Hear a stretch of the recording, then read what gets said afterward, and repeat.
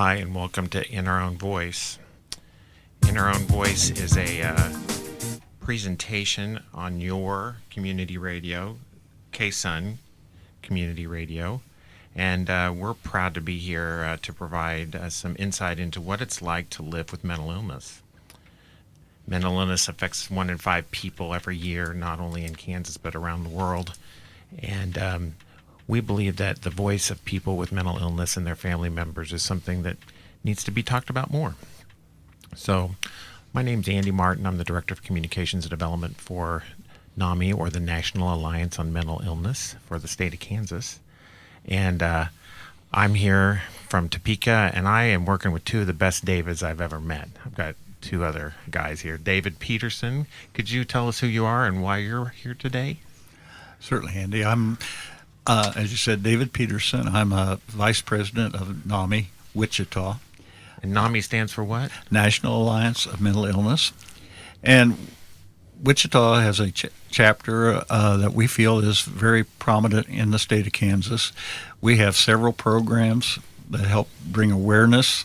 We advocate for the mentally ill. We have programs of support and awareness that gives us all an opportunity to destigmatize mental illness. How about you, the other David? Yeah, David Yes, Larson. I'm David Larson. I am a member of NAMI Wichita, which stands for National Alliance on Mental Illness.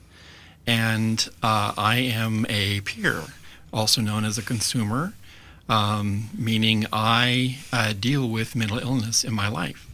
I have major clinical depression. Well, I'm really grateful for you being here today to talk with us and help NAMI talk in our community. The purpose of this program is we're trying to provide more information about what it means to live with mental illness in our community and provide different perspectives on that. One of the things I love about community access radio and what this radio station is all about is that we each have our own voice, we each have our own perspective, and mental illness is kind of a hidden voice. It is. Sometimes you can hear the voice of a man or hear the voice of a woman. You can hear the voice of a person that's black or the voice of a person that's from Latin America. But mental illness, it's kind of hard to know if a person has mental illness or not. And you'll notice I'm using that person first language. I'm a person with mental illness. And it's so when we're in our own voice or we're speaking in our own voice as people with mental illness, we start with the idea that we're all people and we all have struggles and challenges with our emotional health and our mental health. I'm just kind of curious, how did you guys get involved with NAMI, the National Alliance on Mental Illness, as we're kind of starting here? Well, as a family member, my son came down with mental illness when he was 18. He was in a parking lot at Walmart and wanted to run for president. And obviously we knew something was wrong. He was in and out of hospitals at that time. His mother, who is now passed, but got involved in NAMI and became the president of NAMI. And she introduced me to NAMI, National Alliance of Mentally Ill, and I've been a member for many years, and just recently in the last 2 years I've become a board member. How about you, David? How did you find out about us? Well, I was diagnosed with depression in 2001. My wife had systemic lupus erythematosus, and long big word, basically she had lupus. And the family was giving me problems trying to deal with all of life's situations. I was at my wit's end. I was close to break then, but I didn't break. What did happen, however, was in 2015, I had attempted suicide, and I was taken to the crisis unit, to the behavioral health service place for Via Christi, and then to Osawatomie Hospital. And when I was released from Osawatomie Hospital, I was homeless. A family took me in, and that family was actually involved with NAMI, and they are the ones who directed me towards NAMI, the National Alliance on Mental Illness. Yeah, it's our family members and people that we know that are connecting us to the National Alliance on Mental Illness. NAMI is the largest grassroots advocacy network in the United States for people with mental illness and their families. We are a membership organization. Anyone can be a member. We have an open door kind of membership for like $5, or for an individual it's $40, and for a family it's $60. But as a community alliance, our primary mission is to provide awareness, support, education, and advocacy. So, well, that's a little bit of an introduction to what we're doing, and I think we're going to go on to our next segment a little bit. So thanks for listening to us talk in our own voice.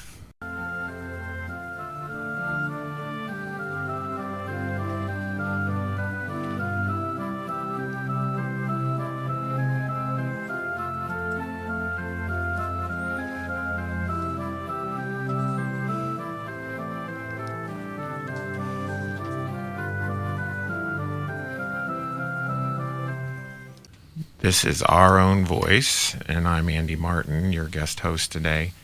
This program is intended to provide insight into what it's like to live with mental illness. All of us recognize that, we all have emotions and feelings and thoughts. Sometimes, though, our brains kind of get wacky, and we all struggle, being able to communicate our emotions like anger or fear or sadness or being hurt or joy. For those of us that have a mental illness, our brains just don't allow us to process information the same way. Sometimes we don't understand what reality is, or even if in reality we want to resist it. We want to make some part of it different. And so I think all of us can kind of relate to it, but it's still hard to talk about it. So David Larson, you are a gifted person at talking about your mental illness. Is it hard for you to do that still? Sometimes, yes. Yeah. I still do, yeah. I know that for myself, this is one of the first times in my professional career that I can talk about my general anxiety, and I really don't think that much about it anymore. But I do have to recognize that it might be different if I had a severe mental illness like schizophrenia or a bipolar disorder, and how easy it is in our culture to start worrying about what other people think. But because of letting people know that I experienced a traumatic abusive situation that gave me post-traumatic stress disorder, what are people going to think of me? And how much of what we're talking about in this program in terms of we're using our voice to destigmatize mental illness. Yes. And that's a big thing, because the stigma that's associated with mental illness oftentimes is so overwhelming, whether it is coming from the outside, from people, directing it towards those who are mentally ill, or coming from the person themselves who is struggling with mental illness. The stigma can be overwhelming at times. Frankly, and what I'm learning in my work is that, I'm supposed to be talking about how to communicate and market the National Alliance on Mental Illness in the state of Kansas.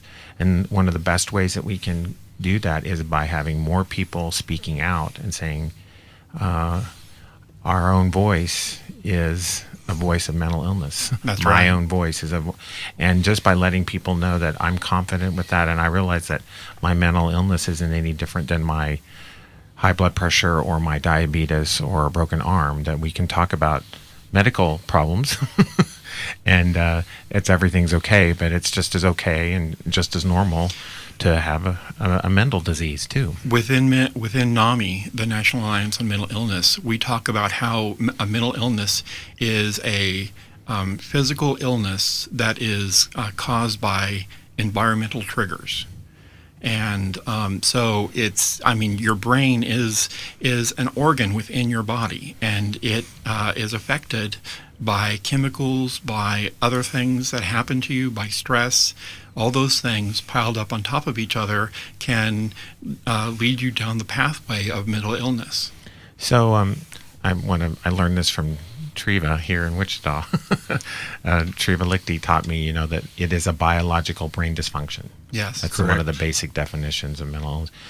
I wanted to just kind of get a little bit of introduction. You've done a lot of training on how to talk about your mental illness in a program called In Our Own Voice. That's correct. And if I remember correctly, there's kind of 5 components to that presentation. There are the dark days. Mm-hmm. There is acceptance of the illness.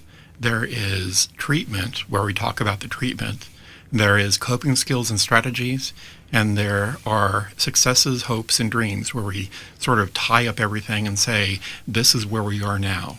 So we're going to talk more in a lot more depth in our next segment about all of those things. But I guess for those of you that are listening, if you have a community organization, a church, a school, any setting where you would like to have somebody come and talk about mental illness and what it means to be a person living with mental illness, they can come and do a presentation called In Our Own Voice. That's right. And could you just give us a little summary of how that presentation works with the video? Sure.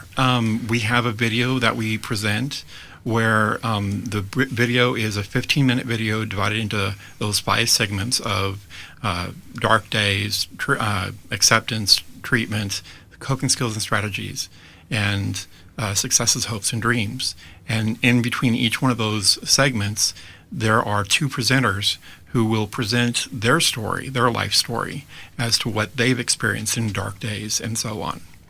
So once again, we're kind of role modeling the different voices and the different perspectives, that mental illness doesn't have just one voice, that if anything, there is that reference in the Judeo-Christian Bible about the man who has his legion, and he has many voices. That's the way we talked about mental illness in the ancient world. But we're bringing our own voice to Wichita, Kansas. So, for those of you that are listening to this program, just remember that mental illness doesn't mean there's anything wrong with you. I can have a mental illness and I can be okay, and you can be okay, and we're all okay. And we'll be right back.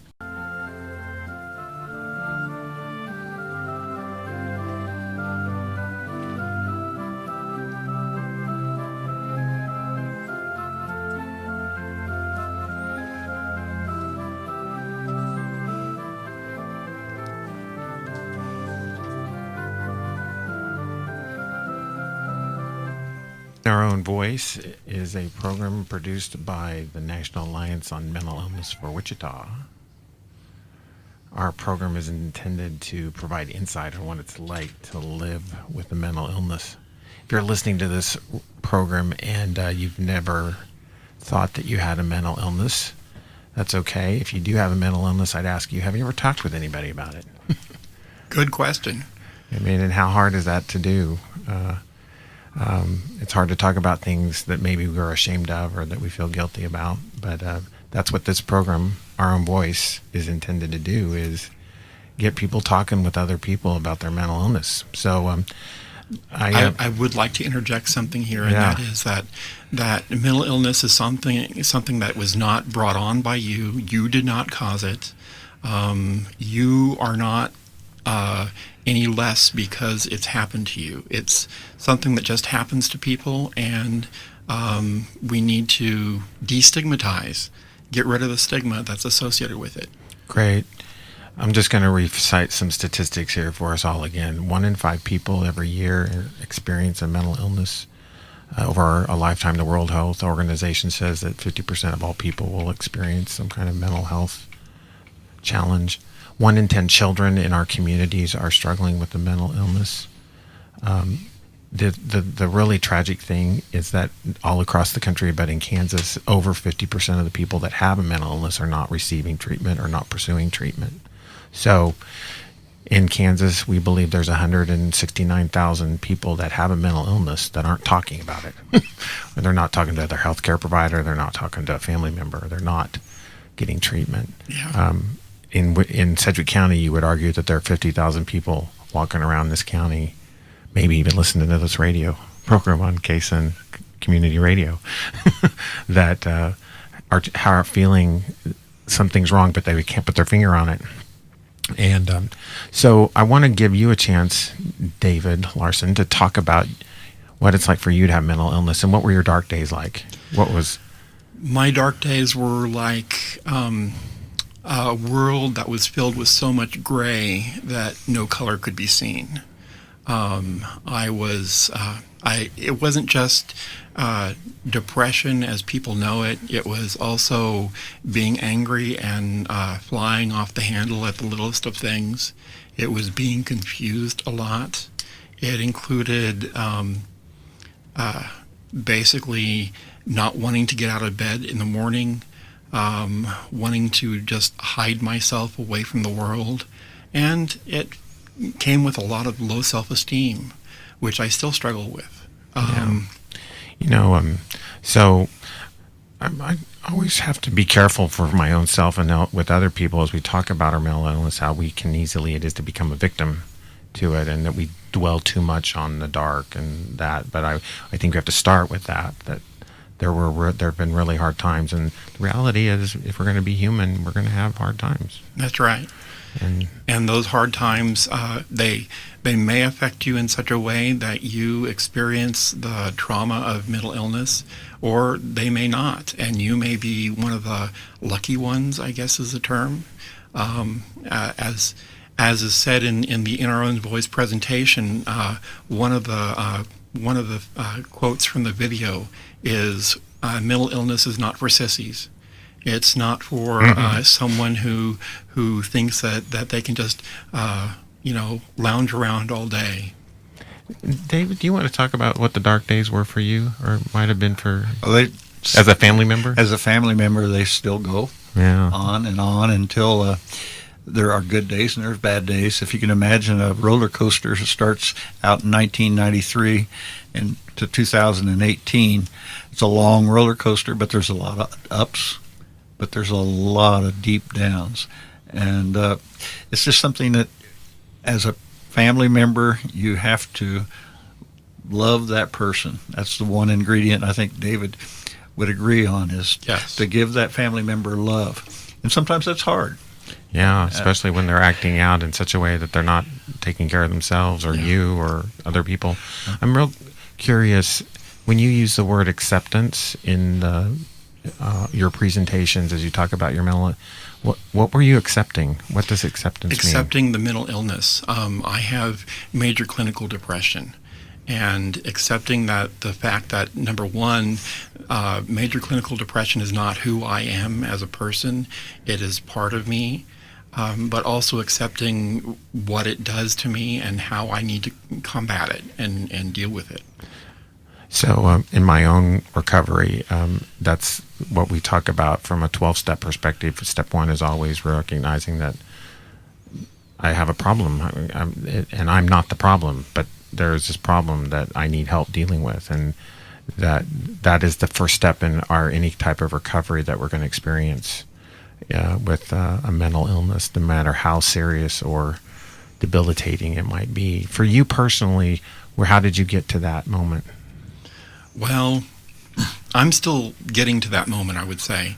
It's not something that's easily gotten to. Yeah, we're always kind of struggling to get to accept, just like accepting the fact that we've got a time boundary. So Yeah. we're going to call it quits, and we'll be back. Okay.